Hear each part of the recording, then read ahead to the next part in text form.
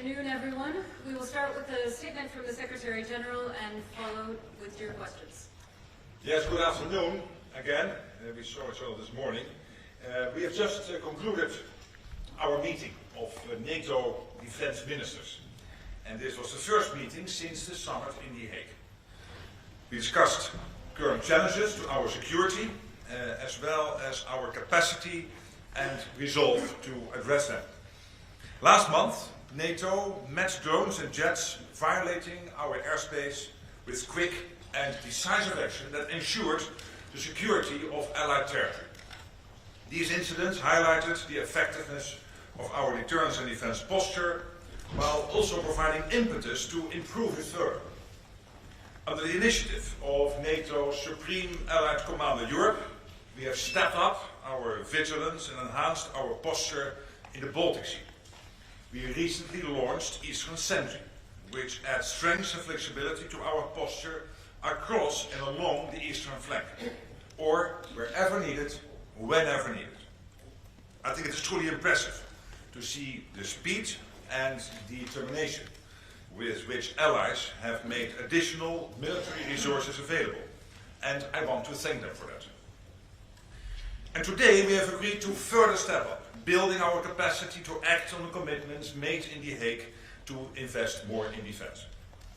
Defense ministers discussed the planning underway as allies chart a credible path to sustainability in terms of the increased investments in defense. We also discussed our deterrence and defense posture and some of the ways in which we are innovating to deal with new and novel challenges, including those posed by drones.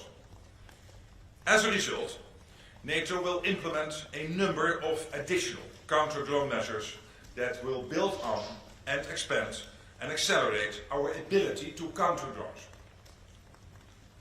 Earlier this month, 9 allies came together along with Ukraine to support Denmark's ability to counter potential drone threats.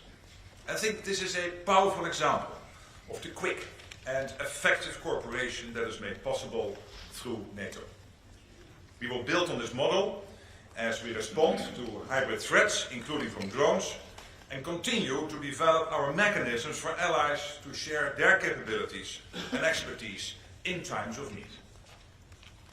As we speak, in the context of Eastern Sentry, we are testing integrated systems that will help us detect, track, and neutralize aerial threats. Innovation and adaptation are in this alliance's DNA. In this vein, we will continue to learn from and cooperate with Ukraine, speed up our own innovation, deepen cooperation with the private sector, and more. Through rigorous and iterative cycles of tests, trials, and exercises, we will bring new technologies and capabilities to bear. We will use our procurement mechanisms to support allies to develop and quickly source cost-effective capabilities. And we will continue to work closely with the EU, building on our unique strength as we support the security of our skies in concert with both military and civilian stakeholders. And all of this will build on our experience and expertise and contribute to our collective defense. NATO is a defensive alliance. We will remain a defensive alliance, but make no mistake. This defensive alliance is ready and willing to do what it takes to keep our 1 billion people safe and our territory secure. Today, ministers reaffirmed that we are increasing investment in defense, enhancing defense production, and stepping up our support to Ukraine. Our military has the tools and authorities required to do the job, and we continue to train and to adapt as needed.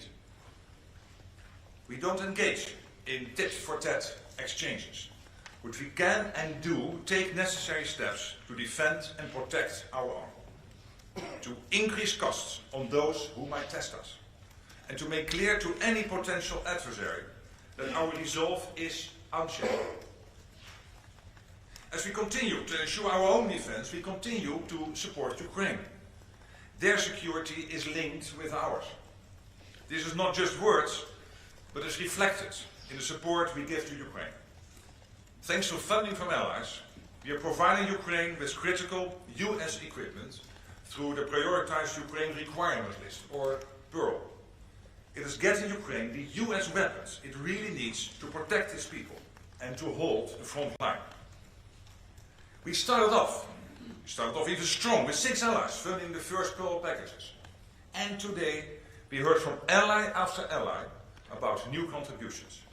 More than half of NATO allies have now signed up, securing this crucial flow of support for Ukraine. This and other direct military support for Ukraine is so vital to our security that it counts towards NATO's defense spending target. This support will continue. Defense Minister Schmierhal joins us for a meeting of the NATO-Ukraine Council today, as did EU High Representative Kaja Kallas. And later this afternoon there will be a meeting of the Ukraine Defense Contact Group. We all support the effort led by the United States to bring an end to the war against Ukraine and secure a just and lasting peace. But day after day, night after night, Russia continues to strike Ukraine, targeting its people and civilian infrastructure, including its energy networks, as winter approaches, leaving people without heat, light and water. Our support for Ukraine is crucial, and it will continue unabated. Thank you for your attention. Of course, I'm ready to take your questions. Let's start in the center, third row, BBC. Thank you. The mic is Jonathan, coming. yeah. Jonathan Beale from Good afternoon. BBC. Hi. Can I just first of all ask you, but I'm a bit confused about the drone initiative, because the EU is discussing its own drone defence initiative, what some people are calling a drone wall. How is it different what you're doing, and isn't there a danger this is duplication? And my second question is about a hypothetical, which is, we know Donald Trump is meeting President Zelensky in the White House at the end of the week. We know that there's been discussions about Tomahawk cruise missiles. Now, it's not your decision, but would you support the US supplying Ukraine with Tomahawk cruise missiles? And what message do you think that would send to Moscow? Well, on the second question, I will not go into that, because indeed it's up to individual allies, and saying it's up to individual allies, I should limit myself to the max on commenting on potential decisions by allies. But I can assure you that we are very happy about the meeting taking place, the fact that the American President Trump and the President of Ukraine are working so closely together. Of course, we are supporting Ukraine wherever we can. I myself in constant contact with President Zelensky and President Trump, so I think it is very good that they have that meeting on Friday, because in the end what we need to achieve is to make sure that Putin gets to the table, that meaningful negotiations start, and that we bring this terrible war to an end. And that end has to be lasting.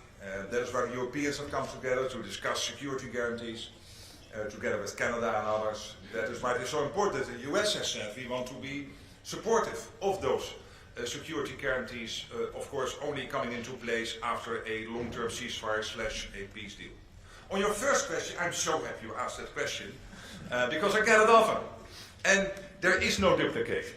Let me then say it once and for all. The EU and NATO are working hand in hand, closely together. And we both know our strength. NATO's strength is in the capabilities, the military decisions, what you need basically to make sure that when it comes to anti-drone technology, we have what we have in place, what we need to have in place. Learning also from the Ukrainians, learning from Pierre von Jay, our Supreme Allied Commando Transformation and his team, all the people in this building working on this, so that we can keep our skies safe. And then the EU has its own strength when it comes to what I would call the soft power of the internal market, bringing defense industry together, making sure that the money is there, and then doing it in such a way that there is maximum access to what they are doing for non-EU countries. And so I'm happy what they are doing, they are happy what we are doing, it is working in conjunction, we are in close contact, and there is no overlap. I hope that solves that issue. Okay, we're going to fourth row, Wall Street Journal. Thank you very much. Dan Michaels, Wall Street Journal. If I could follow up on that a little bit. No, I'm sorry. It's like drone defense is, as we've seen recently, as much a homeland security issue as it is a military issue. So how is NATO coordinating with Homeland Security authorities in its member countries to deal with this? Thank you. Yes, well, of course, in NATO it is always up to individual allies to make sure that they contribute to the overall effort, what they can contribute, and to make sure that the NATO overall effort is providing the umbrella when it comes to innovation and scaling and procurement and everything we can do in terms of speeding up the process. And that, of course, is the strength of NATO. And yes, of course, you could have lengthy debates on whether a drone coming from over the border or a drone somewhere emerging in your own skies, what is different, what is the same, etc. And of course we have those discussions, we are learning from the Ukrainians. To be honest, we are not going to tell you everything, what we know and what we're going to decide, but I can assure you, of course, all of this is part of the discussion. All right, coming to the second row, the woman in the sparkly vest. Yeah, my name is Katarina Kyiv-West. Is there any information on what air defense system can be received by Ukraine soon and to protect our infrastructure, critical infrastructure center? Yes, of course, many air defense systems have been delivered to Ukraine over the last 3.5 years of the war, both from Europe as well as from the United States. Basically what we have done now is we know what Ukraine needs to stay strong in the fight. And some of that stuff only the US can provide. For example, these interceptors for Patriot systems. So that's why we have that whole Pearl initiative where allies are buying from the US, from US defense base basically, not only the industry but also the military itself. And the US is providing this in a constant flow and stream of lethal, and in this case when it comes to air defense, non-lethal support for Ukraine.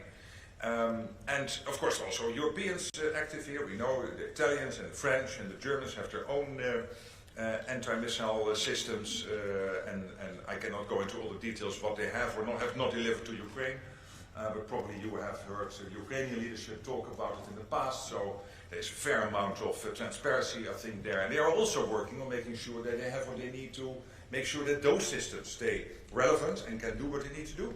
And it has to work in conjunction. But a lot of this has to come from the US because it's unique, but unique military support which only the US can provide. And that's why we need that Pearl initiative, this list of what Ukraine needs which only the US can provide, paid for by allies. And today, as I said, over half of allies now have signed up. We had 6 originally, the Dutch, the Germans, the Canadians, the Swedes, the Norwegians and the Danes.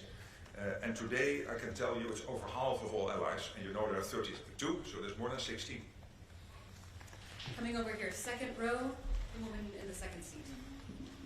Hello, Christina Popushoy, Radio Free Europe Moldovan Service. Continuing the drones topic, I'm wondering what NATO can do for its partner, Republic of Moldova, which is increasingly in this situation with a lot of threats from the Russian drones, and the country has almost no ability to respond to these threats.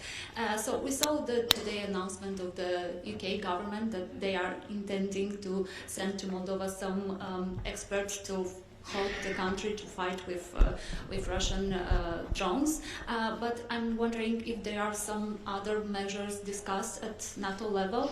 And also in this context, I would like to ask you, how do you assess the increase of the Russian, of the exercise of the Russian troops in the Transnistrian region, also related to these drone exercises? Yeah, of course this was not in-depth debated today, but I can generally assure you that there's a close cooperation between the EU and Moldova, between NATO and Moldova. Maya Sandu, myself, we know each other for many years now. I'm an admirer of her leadership.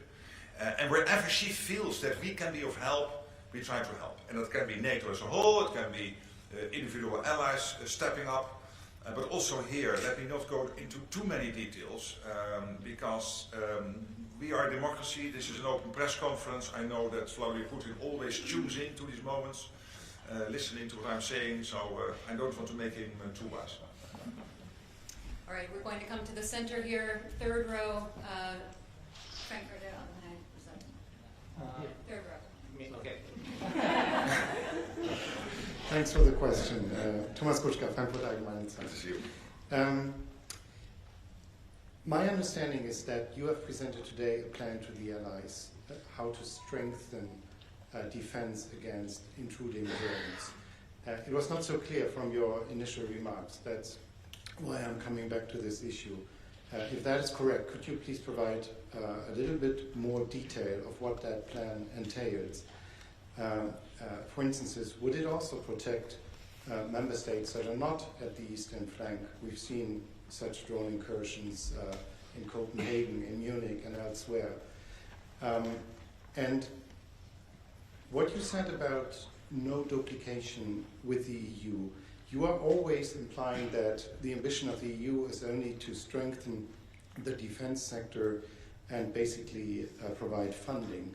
But clearly we know, and we will see it from the roadmap they are going to present, that they are developing plans on their own.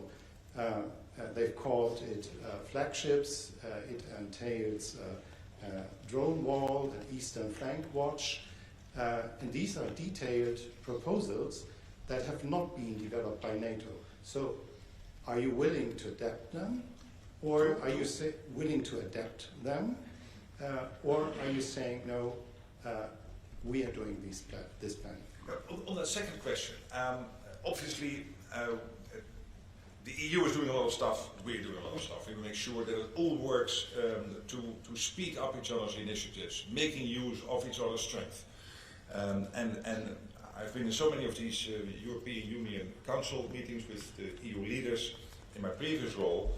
The EU has an enormous capacity to bring together the relevant players, the power to make sure that if things really are necessary, that the money is there, that the industry is there. Look what happened during COVID, other moments in recent history where the EU was stepping up and making sure that its convening power, its organizing power was used to the max. And obviously when you do that, you cannot stop at saying we have a drone problem and now we just bring the industry. Now of course you also have to think about what that means in technical terms. But on that side we work completely in conjunction. So the Supreme Allied Commander is in close contact with Kaja Kallas and her team, and we are all working with Andrius Kubilius, the Defense Commissioner. So nobody in the EU and nobody in NATO, we have enough on our plates. We don't want to do anything the other is better at doing. I can really assure you. And here, of course, we are very much also helped by the fact that Ursula von der Leyen, the President of the European Commission, is herself a former defense minister of Germany. So she knows her stuff, you could say. And I love working with her. And we never had issues when it comes to this division of labor. On your first question, of course, first of all, we have, let's say, the air policing as it was. And that's still there. But now we have Eastern Sentry, which, when it comes to the whole eastern flank, has the ambition to ramp up our defense against any incursions. And as I said in my introductory remarks, yes, that is the eastern flank, but basically whenever and whatever, but it is in the air, we have to be vigilant. And then we have, as part of Eastern Sentry, the acknowledgement that with the drones coming into Poland, where we were already working on drones, it even basically has motivated us to do even more and faster and speedier to make sure that when it comes to these drones, we have more to take them out than very costly missiles, as the Dutch F-35s did in Poland, but that we also have other means which are less costly. This is why we are bringing together these various initiatives, all under this heading of Eastern Sentry and part of Eastern Sentry. And that includes a few elements already mentioned. Procurement, it brings together things like speeding up innovation, testing systems. As I mentioned, we are already testing some of these systems now on the eastern flank, and as we speak. So we are really ramping up and doing that quite speedily, also making use of all the knowledge from Ukraine. We have JTEC, this joint center with Ukraine and NATO in Poland, where we capture all the lessons from the war. And yeah, Ukraine, of course, is I think #1 in the world now when it comes to drone technology and anti-drone technology. So we can learn from them, as they supported also Denmark when they were confronted with these drones 2 weeks ago in the run-up to these big European meetings in Copenhagen. All right, we're very short on time, so we'll just have time for 1 or 2 more questions. We'll come to the front and center here, the woman in the red jacket. Charlie Hancock, the Moscow Times independent Russian media in exile in the Netherlands. We know that one of the hallmarks of Russian hybrid warfare is ambiguity about who is responsible, to make attribution difficult and also give the Kremlin some plausible deniability.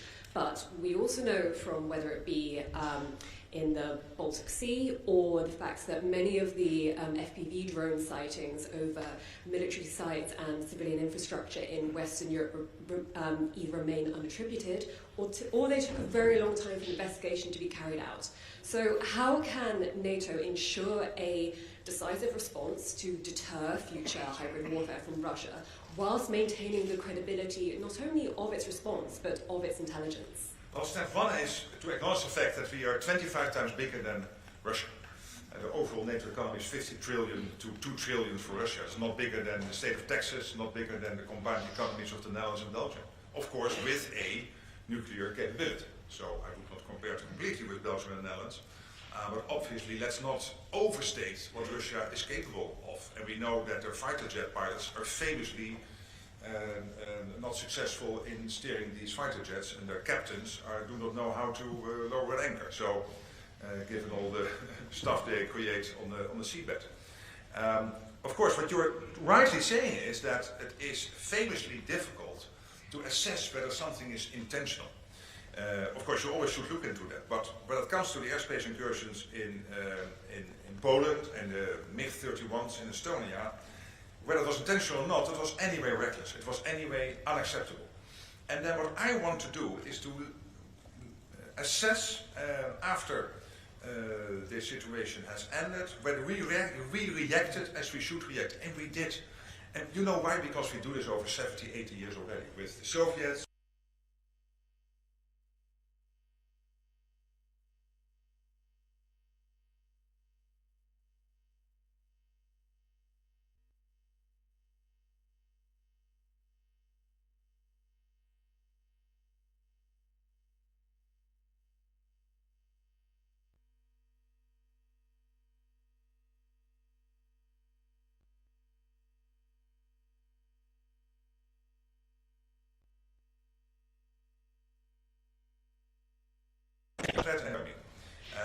And I think that is important, and the Russians know this.